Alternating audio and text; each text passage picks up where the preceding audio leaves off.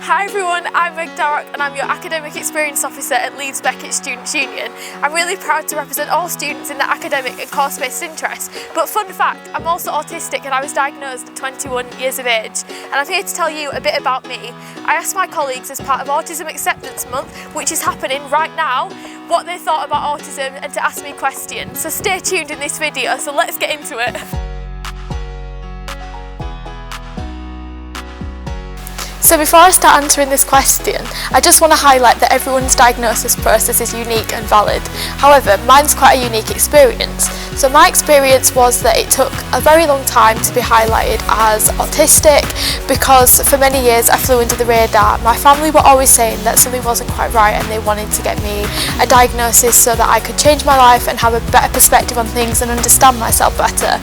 But no one else really were listening to them, such as professionals, doctors, that kind of thing. But then eventually the doctor said to my mum, like, I think it's time that we really fight for this, as for many years I felt under pressure to be something that I didn't want to be, and I felt that I didn't really fit in and I really struggled socially and I got bullied and I just had a really rough time. So I got put on the NHS waiting list, which took 2 years. So it was quite a long process, not really understanding what was happening, but then I got my diagnosis and I felt a lot better. So since then it's enabled me to understand myself more and have a better perspective and outlook on things, and I don't feel the need to fit in anymore. I like to stand out because you've got to be yourself because everyone else is taken.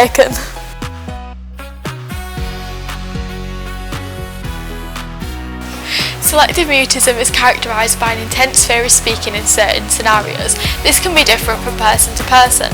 What I want to highlight here is just because it means selective mutism, it doesn't mean that actually you choose who you speak to. It means that in certain situations you either can't speak or you choose alternative methods of communication.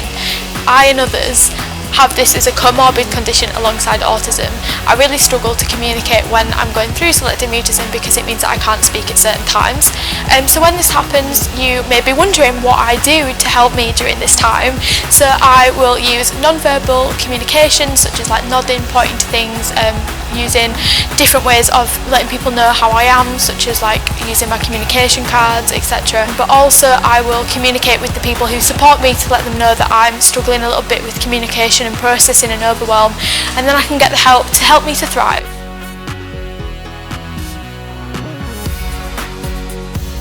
So you asked me the best thing about being autistic. Well, there's so many things that I love about it because it helps me to be myself and helps me to be unique. So I'd say the first thing is about innovative thinking and ideas. I always come up with something that no one else thinks of, such as do it my way and all the things that I've been working on in my role as an officer. But also I say number 2 is communicating in different ways, such as communicating through analogies when I can't get the words out and having quirky ways of understanding myself and being able to communicate my thoughts and feelings. And finally, number 3, I would say is my special interests. I absolutely love my special interests and it helps me to engage in a world that isn't created for me. So they are snacks, Taskmaster, and reading about different parts of history, such as the Holocaust.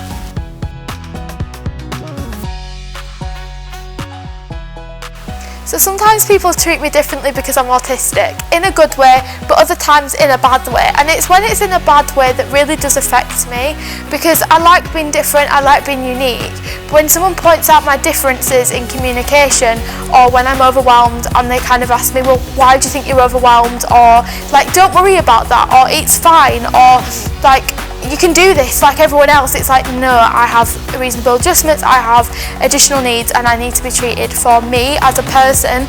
But then on the opposite side of that, when people treat me like myself and ask me about my interests or get involved with my snack fest, because obviously we all need snacks in our lives, that really helps me to know that I'm different in a good way and know that people know that I have these interests and that no one can like my interests as much as me because they're my special interests, which means I know everything about them.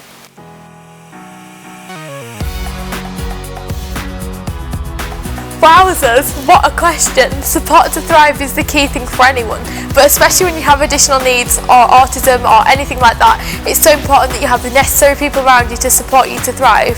For me, it's all about having people around me who understand my complexities, but also understand that I have greater strengths and I can work on different things. I just need a bit more help sometimes. Also, understanding someone's communication style, how they operate, is so important. but also understanding that it's not about scraping the barrel, it's about getting the right support to thrive. Thank you everyone for watching this video. I really hope you've enjoyed it, and I hope you've learned something about autism and selective mutism, but more importantly, learned something about your academic experience officer. But also I want to say that I'm always here to represent you, and if you ever need anything, from a chat about academic representation to learning more about additional needs or autism or what it's like being an autistic leader, I'm your gal. So please do email me anytime if you want to contact me about anything related to this. And I hope you enjoy celebrating what makes you unique this Autism Acceptance Month. Bye!